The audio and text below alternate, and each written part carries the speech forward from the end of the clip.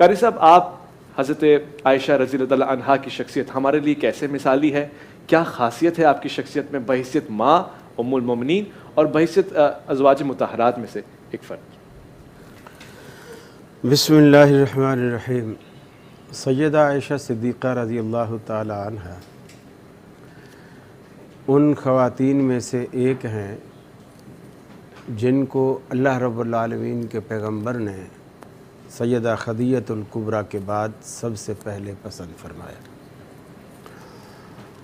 फिर ये एज़ाज़ भी हासिल है कि ख़ानवादा नबुव्वत में कदम रखने वाली ये पहली बाकरा ख़ातून हैं। यानी बाकी जितनी भी ख़वातीन थी वो कोई बेवा थीं, कोई मुतल्लक़ा थीं।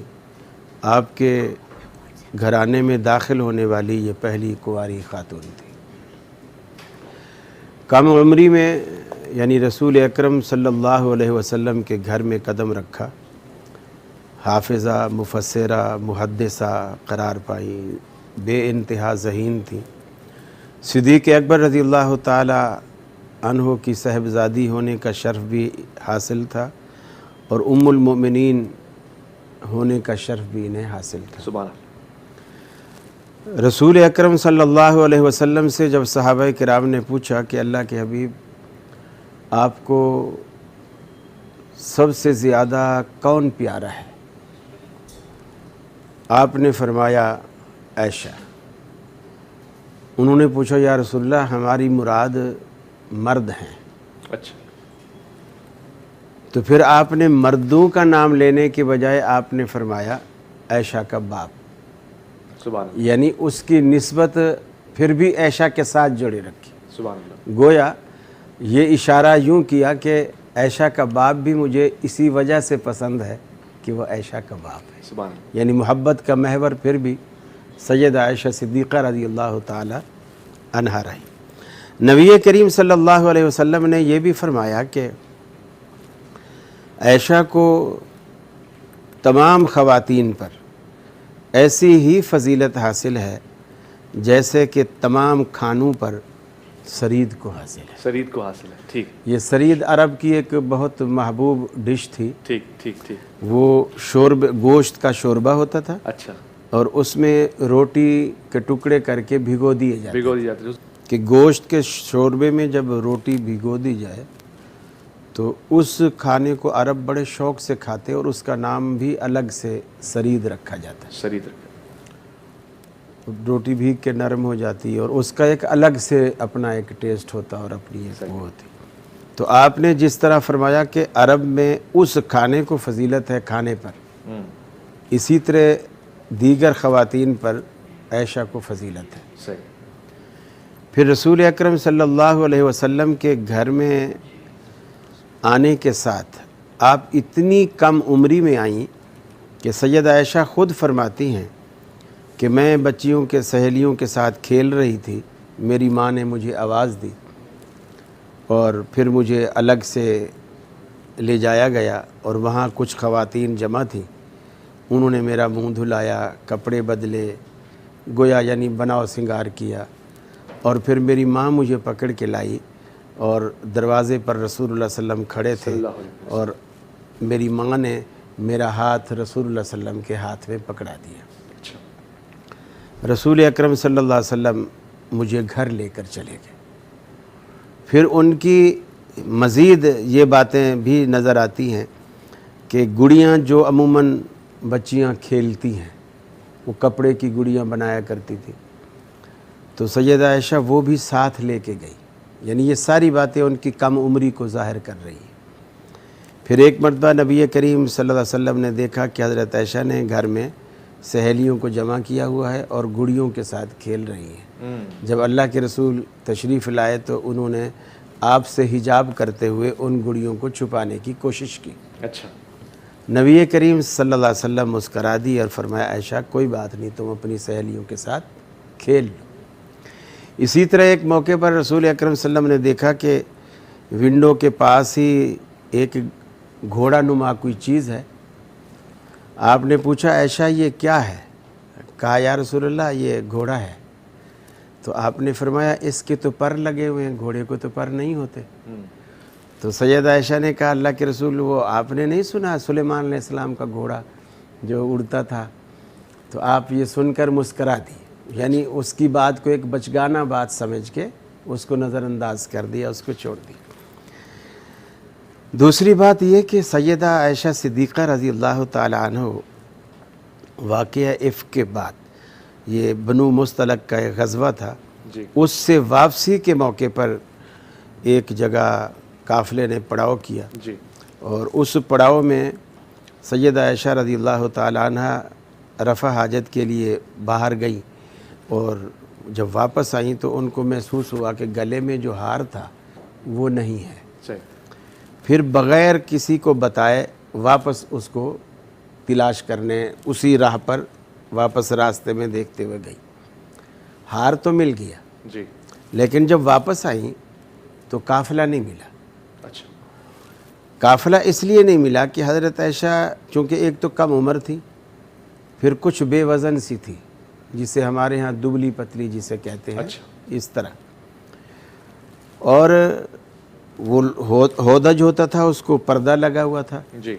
तो उन लोगों ने होदज को उठाया, ऊँट पे रखा, और चूँकि वो उनका इतना वज़न नहीं था तो उठाने वालों को भी ये महसूस नहीं हुआ कि आया ये होदज खाली है या इसमें अम्मा आयशा सिद्दीक़ा रज़ियल्लाहु ताला अन्हा मौजूद है। सही।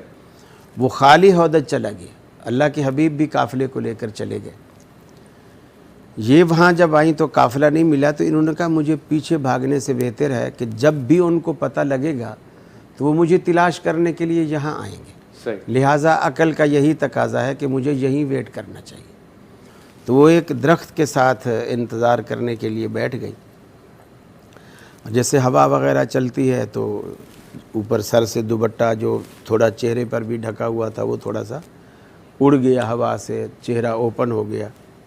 तो ये भी अरब में रिवाज था कि जब भी काफ़िला चलता था तो एक रदीफ़ काफ़िला हुआ करता था। रदीफ़ काफ़िला जी, जो काफ़िले से काफ़ी पीछे रहता था और उस काफ़िले की कोई गिरी पड़ी चीज़ होती थी तो वो उसको उठाता हुआ आता था। सही। तो वो जब इस जगह पर पहुंचा तो उसने सैयद आयशा सिद्दीक़ा रज़ियल्लाहु ताला अन्हा को देखा तो उसने पढ़ा इन्ना लिल्लाहि व इन्ना इलैहि राजिऊन। अच्छा। हज़रत आयशा की इसी आवाज़ पे आँख खुली, चूँकि आप सो चुकी थी। इसी आवाज़ पे आँख खुली और आपने सबसे पहले चेहरा ढका और फरमाती हैं कि इन्होंने मुझे पर्दे का हुक्म नाजिल होने से पहले देख रखा था, सही। इसलिए मुझे पहचान लिया। सही। और सारा रास्ता उसने कोई बात नहीं की। अच्छा। ऊँट बिठाया, मैं ऊँटनी पर सवार हो गई और वो आगे महार पकड़ के चलते रहे। जब हम मदीना पहुँचे तो हज़रत आयशा फरमाती है मुझे कुछ भी मालूम नहीं था, लेकिन यहाँ पहुँचने के बाद मैंने देखा रसूल अकरम सल्लल्लाहु अलैहि वसल्लम का मेरे साथ जो एक प्यार और मोहब्बत वाला जो रवैया था मैंने उसमें थोड़ा बदलाव देखा, सही। तब्दीली देखी, लेकिन मुझे समझ नहीं आ रहा था कि ऐसा क्यों है। मैंने सोचा कि मैं घर जाके अपने वालिदैन से पूछती हूँ क्या मामला है। तो मैंने अल्लाह के रसूल से इज़्न चाही घर जाने की, तो आपने मुझे इजाज़त दे दी। मैं वहाँ गई तो मैंने अपने अब्बा से पूछा कि अल्लाह के रसूल मुझे कुछ महज़ून और गमगीन लगते हैं, ऐसा क्यों है। सही। तो सिद्दीक़ अकबर ने फरमाया बेटी अगर वो महज़ून है तो हम कब खुश हैं, सही। हम भी तो दुखी हैं, लेकिन किसी ने मुझे कुछ नहीं बताया। अच्छा। एक दिन कहती हैं कि मैं बाहर क़ज़ाए हाजत के लिए गई तो मेरे साथ उम्मे मिस्ता थी। अच्छा। रज़ियल्लाहु ताला अन्हा। उम्मे मिस्ता ने जब वो मेरे साथ थी वापस आ रहे थे तो उनको थोड़ा सा जैसे ठोकर लगती है ज़मीन में, ठोकर लगी तो उन्होंने कहा कि मिस्ता के लिए कुछ ऐसे कोसने वाले कालिमात हज़रत मिस्ता के लिए, अपने बेटे के लिए कोसने वाले कुछ कालिमात कहे। तो हज़रत आयशा फरमाती है मैंने कहा है तो वो तो इतना अच्छा भला इंसान है और तुम्हारा बेटा है, तुम उसे क्यों कोसने देती हो। सही। तो उन्होंने कहा कि तुमने सुना नहीं वो तुम्हारे बारे में क्या कहता है। अच्छा। वो ग़ालिबन सिद्दीक़ अकबर रज़ियल्लाहु ताला अन्हु के भांजे थे। सही। तो वो कोसने उनको दिए तो उन्होंने कहा पता नहीं तुझे कि वो तेरे बारे में क्या कहता है। तो फिर उम्मे मिस्ता ने मुझे वो सारा किस्सा बताया कि उसने किस तरह मदीने के अंदर बात फैली है और मुनाफिकीन ने इसको किस तरह फैलाया है। तो रसूल अकरम सल्लल्लाहु अलैहि वसल्लम इतने गमगीन थे, इस वाक़े से इतने गमगीन थे कि आपको कुछ समझ नहीं आ रही थी कि मैं क्या करूं। आपने मुख्तलिफ लोगों से उसके लिए मशवरे किए, सहाबा किराम से मशवरे लिए और बहुत सारी अज़वाज मुतहरात से मशवरे लिए और तकरीबन सब ने एक ही बात कही कि हमने आयशा में खैर के सिवा कभी कुछ नहीं पाया। अलबत्ता ये गफलत हमने ज़रूर देखी है कि ये आटा गूंद के छोड़ देती है और फिर जाके सो जाती है और पड़ोसियों की बकरी आती है उस आटे को खा जाती है। ये गफलत हमने देखी है, बचपना जो सही। और बाकी हमने इसके अंदर कोई ऐसा ऐब नहीं देखा। हज़रत आयशा फरमाती हैं मैं भी जब इस वाक़े का मुझे पता चला तो मैं रोती रही, मुसलसल रोती रही, हत्ता के 40 दिन बीत गए। अच्छा। तो मैं ऐसी बीमारी में भी मुब्तला हो गई और काफ़ी परेशान रही। अब अल्लाह के रसूल आते, बस खड़े खड़े मेरी खैरियत पूछते, मेरी अम्मा से पूछते या मुझसे भी कभी पूछते और फिर वापस चले जाते। एक दिन ये 40 दिन के बाद आज आप तशरीफ़ लाए और मेरी चारपाई पर आप आकर के मेरे साथ बैठे। सही। और वो जुमला कहा कि मेरे पाँव तले से ज़मीन निकल गई। चुनाचे बुखारी के अल्फाज हैं, आपने फरमाया आयशा इन्ना के कुन्त मिन बनाते आदम इन कुन्त अलममत बेज़म्बिन फस्तगफिरिल्लाह। आयशा तू भी आदम की बाकी बेटियों की तरह तू भी आदमज़ादी है, एक बेटी है, अगर तू गुनाह में मुलव्वस है तो अल्लाह से तौबा कर। सही। फरमाती हैं उस वक्त मुझे सदमा इतना था कि मुझे यूसुफ़ अलैहिस्सलाम के वालिद हज़रत याकूब अलैहिस्सलाम का नाम भी जहन में नहीं आ रहा था और मैंने जल्दी से यही कहा कि अल्लाह के रसूल आपके दिल में तो मुनाफिकीन की बातों ने घर कर लिया है, मैं अब कुछ नहीं कहती, वही कहूँगी जो यूसुफ़ के अब्बा ने कहा था कि इन्नमा अश्कु बसी व हुज़्नी इलल्लाह, मैंने अपना दर्द दिल अलीम बिज़ाति सुदूर के सुपुर्द कर दिया है, वही मेरे हक़ में फ़ैसला करे। चुनाचे ये भी बुखारी में सराहत है कि हज़रत आयशा सिद्दीक़ा रज़ियल्लाहु ताला अन्हा फरमाती हैं कि थोड़ी ही देर बाद मैंने देखा रसूलुल्लाह सल्लल्लाहु अलैहि वसल्लम पर वही की कैफियत तारी हुई। अच्छा। और आप लेट गए और आपके माथे पर जबीन अतहर पर पसीने के कतरात नमूदार हुए और ये वही कैफियत थी जो वही के वक्त होती थी। मैं समझ गई कि अल्लाह के रसूल सल्लल्लाहु अलैहि वसल्लम पर अल्लाह की तरफ से कुछ नुज़ूल हो रहा है। सही। आप जब बेदार हुए तो आपने फरमाया आयशा मुबारक हो, अल्लाह ने तेरी बरात का ऐलान कर दिया है। सुभान अल्लाह। फरमाया कि मेरी वालदा साथ खड़ी थी और मेरी वालदा ने कहा कि आयशा उठो और रसूल अकरम सल्लल्लाहु अलैहि वसल्लम का शुक्रिया अदा करो। अब यहाँ ये जो बात है ये मियाँ बीवी की जो आपस में एक मोहब्बत होती है, जी जी, यहाँ वो रसूल और उम्मती वाली बात नहीं है, मियाँ बीवी वाले रिश्ते की बात हो रही है। बड़े नाज से कहती हैं अम्मी नहीं, मैं इनका शुक्रिया अदा नहीं करूँगी, मैं तो उसका शुक्रिया अदा करूँगी जिसने मेरे आंसू अपने दामन रहमत से पूछे, यानी अल्लाह रब्बुल इज़्ज़त। अल्लाह का। मैं तो इनके घर से रोती हुई आई थी और इन्होंने इतने अरसे तक मुझ पे, फिर अल्लाह के रसूल ने वो आयात भी पढ़ी कि अल्लाह रब्बुल आलमीन ने बयान किया कि अल खबीसात लिल खबीसीन वल खबीसून लिल खबीसात वत्तय्यबात लित्तय्यबीन वत्तय्यबून लित्तय्यबात। गोया जरा और तादील के अंदाज में अल्लाह ताला ने एक उसूल मुकर्रर कर दिया कि अगर आयशा की पाक दामनी में शक है तो फिर ये शक वहाँ तक जाएगा, इसलिए कि हमने नापाक चीज़ें पाक घराने के लिए कभी पसंद ही नहीं की। बेशक बेशक। और हज़रत आयशा तो ऐसी पसंदीदा हैं कि अल्लाह के रसूल फरमाते हैं जिब्रील अमीन मुसलसल 2 दफ़ा मेरे सामने सब्ज़ रंग का रेशमी लिबास लाते हज़रत खदीजा की वफ़ात के बाद। सही। और वो लाते और मैं उनसे कपड़ा हटाता और मैं देखता कि वो आयशा की तस्वीर है। 2 दफ़ा मुझे वो तस्वीर दिखाई गई और जिब्रील अमीन ये तस्वीर दिखाने के बाद कहते थे कि अल्लाह के रसूल आपकी ये बीवी बनने वाली है, ये ख्वाब का वाक़या है, बीवी बनने वाली है। मैंने कहा अगर अल्लाह को यही मंजूर है तो इंशाअल्लाह हो जाएगा। इसमें यानी अगर ये ख्वाब अल्लाह की तरफ से है तो यकीनन ऐसा हो जाएगा, और ऐसा ही हुआ। गोया ये इंतखाब अल्लाह के रसूल का अपना नहीं था बल्कि अल्लाह का बन जाने बल्ला। ठीक, खूबसूरत बात हो गई है। और जनाब आयशा सिद्दीक़ा रज़ियल्लाहु अन्हा के हवाले से हमारी गुफ्तगू चल रही है। एक तो दौर वो है कि जब आपकी तरबियत हो रही है, यानी खुद अहद नबवी में हुजूर आपको सिखा रहे हैं। एक दौर ऐसा है कि जिसमें आप लोगों को सिखा रही हैं, यानी पर्दा फरमाने के बाद।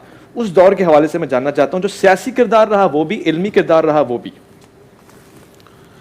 जज़ाकल्लाह। इल्मी एतबार से तो बहुत दकीक किस्म के मसाइल भी सहाबा किराम जब उनमें उलझते थे, और ख़ास कर रसूल अकरम सल्लल्लाहु अलैहि वसल्लम की घरेलू ज़िंदगी के हवाले से, उम्मे सलमा हैं, हज़रत ज़ैनब हैं, हज़रत आयशा हैं, ये नबी करीम सल्लल्लाहु अलैहि वसल्लम की घरेलू ज़िंदगी के वाक़यात और घरेलू ज़िंदगी की रिवायात, मसाइल व अहकाम बहुत बयान करती है। और पेचीदा मसाइल भी सैयद आयशा सिद्दीक़ा रज़ियल्लाहु ताला अन्हा से सहाबा किराम आते, दरवाज़े पे दस्तक देते, अम्मी जान ये मामला है, ये मसला है, और वो उनकी वजाहत फरमाती। सही। और हर वजाहत में रसूल अकरम सल्लल्लाहु अलैहि वसल्लम का उसवा पेश करती, या कुरान मजीद की कोई आयत का हवाला और दलील पेश करती। और यही इस्लाम को समझने का और सीखने का सही एक अंदाज़ है। सही। कि बात बात पे कुरान पेश करना या हदीस से दलील पेश करना। इसी तरह एक दफ़ा सैयदना अबू हुरैरा रज़ियल्लाहु ताला अन्हु ने एक रिवायत बयान की कि अगर किसी नमाजी के आगे से कुत्ता या गधा गुज़र जाए तो उसकी नमाज फासिद हो जाती है। और औरत, तो सैयद आयशा सिद्दीक़ा रज़ियल्लाहु ताला अन्हा से किसी ने आके कहा कि रिवायत हज़रत अबू हुरैरा ने बयान फरमाई थी। ठीक। और ये बात किसी दूसरे शख्स ने हज़रत आयशा से आके कहा। ठीक। तो उन्होंने कहा अल्लाह अबू हुरैरा पे रहम करे, उन्होंने हमें कुत्ते और गद्दे से मिला दिया है। तो फिर उन्होंने बयान किया कि रसूल अकरम सल्लल्लाहु अलैहि वसल्लम ने ख़ुद फ़ुला मौके पर आपने नमाज़ पढ़ाई, वो रास्ता था सफ़र का, जैसे जंगल था, और आपने अपने आगे एक नेज़ा, ये अरब लोग अक्सर नेज़े इस्तेमाल करते थे, उसको बतौर सुतरे के आपने गाड़ दिया, और एक साइड पर सहाबा किराम की जो है सवारियाँ थी, और उनमें ज़्यादातर यही सवारियाँ थी, खच्चर थे या गधे थे, वो सामने चर फिर रहे थे। यानी उन्होंने दलील दी कि उनकी नमाज फासिद नहीं हुई। और फिर दूसरा ये कहा कि मैं अल्लाह के रसूल सल्लल्लाहु अलैहि वसल्लम के आगे ख़ास कर तहज्जुद के वक्त में मैं लेटी हुई होती थी, जगह भी हमारे कमरे में तंग थी। अल्लाह के रसूल अपने मखसूस जगह पर मुसल्ला बिछा के आप वज़ू फरमा के आप तहज्जुद के लिए खड़े होते, और जब आप सजदे के लिए जाते तो चूँकि जगह की तंगी थी और मैं लेटी हुई होती थी, तो आप मेरी टांगों को हाथ लगा देते तो मैं अपने पाँव खींच लेती। ठीक। फिर जब आप सजदों से फारिग होते तो मैं अपने पाँव फिर फैला लेती। मकसद कहने का उनका ये था कि अल्लाह के रसूल ने ऐसा नहीं कहा कि औरत सामने हो तो नमाज नहीं होती। आप तस्हीह कर रही हैं जी, उस बात की तस्हीह कर रही। मकसद ये कि एक तो वो अंधेरा भी होता था, चराग भी नहीं जलता था, और अंधेरे में वैसे कोई नज़र भी नहीं आता है। हज़रत आयशा ख़ुद फरमाती हैं कि एक दिन मेरी अचानक आँख खुली तो रसूलुल्लाह सल्लल्लाहु अलैहि वसल्लम मेरे पास नहीं थे। मुझे शक पड़ा कि शायद आप मेरी बारी वाली रात किसी और के यहाँ चले गए हैं, लेकिन मैंने अपने शक को दूर करने के लिए मैंने उस जगह पर हाथ लगाया जिस जगह पर अल्लाह के रसूल अक्सर नमाज़ पढ़ा करते थे, और उस वक्त मेरे हाथ आपके कदमों पर पड़े और आपने अपनी एड़ियाँ दोनों सजदे में थे और मिला रखी थी, और आप सल्लम सजदे में थे, तो मैंने अपना शक दूर कर लिया। अच्छा कारी साहब, बहुत सारी रिवायात में हमने सुना है, बहिसत हिस्ट्री का तालिब इल्म, दीन का तालिब इल्म, मैं ये सवाल पूछ रहा हूँ, इसमें कोई राय नहीं है, कोई नुक्ता नज़र नहीं है।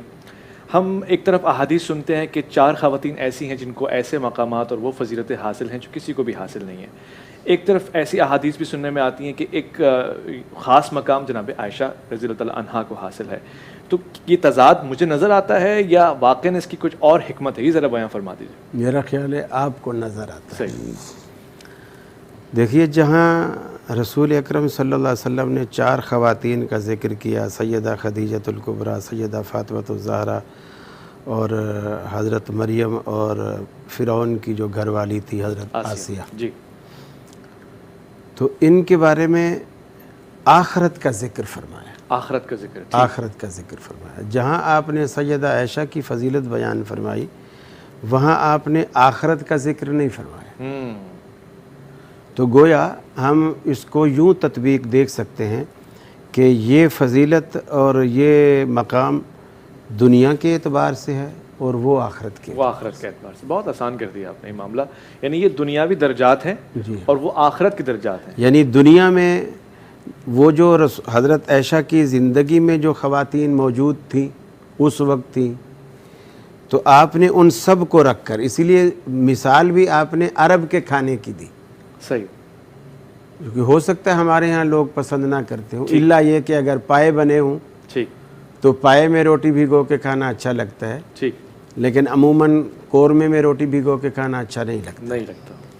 तो आपने उसी अरब को सामने रखकर अरब की पसंद नापसंद को सामने रखा, और अरब को जो चीज़ ज़्यादा मरगूब थी वो दुनियावी एतबार से थी। सही। ये ज़रूरी नहीं कि उनको जन्नत में भी सरीद ही पसंद हो, सही। वो दुनियावी एतबार से थी। उसी एतबार से आपने मिसाल दी और आपने फरमाया कि ठीक, तो इसमें कोई तजाद नज़र नहीं आता। भाई साहब, हर किसी की ज़िंदगी का एक पहलू होता है कि आपकी हयात और फिर वो जो इख्तिताम होता है वफ़ात या शहादत।